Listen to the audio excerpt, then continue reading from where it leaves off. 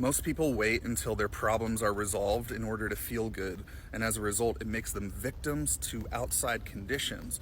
They have to wait for something good to happen to feel good, and then when something bad happens, they feel bad. And that's not the way that we're truly meant to live. We're not meant to live a life where outside conditions dictate our internal state. We've just been conditioned into that place. And in my last video, I used an example where I said, imagine if you were going through a few days where your friend was ignoring you and you just thought that they were mad at you because you're like getting the silent treatment.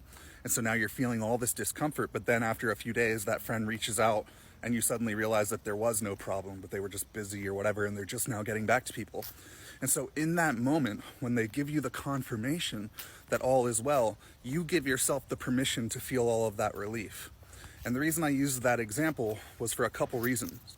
One of them being that we create assumptions in our minds, whether they're true or not. Sometimes they can be true, but then we just suffer when it does nobody any good. Even if that was true, even if your friend was mad at you, it just ruined your couple of days going throughout your life when you could have been present with what was happening and understanding, okay, I've got this issue with my friend and that will get resolved later, putting it on the back burner and allowing yourself to be comfortable in the now anyways. But another reason I used that example was because that you had to wait for the confirmation that everything is okay in order to give yourself the permission to feel comfortable in the now. And that's just not a sustainable way to live. And at one point in the video, I did say that if you can live from an assumption that's not even true, that makes you suffer, you could also just live from a better feeling assumption if you wanted to. But I'm not necessarily saying that that's what you need to do either. That's just a tool or a practice that you can do if you want to help yourself remain in alignment in the now.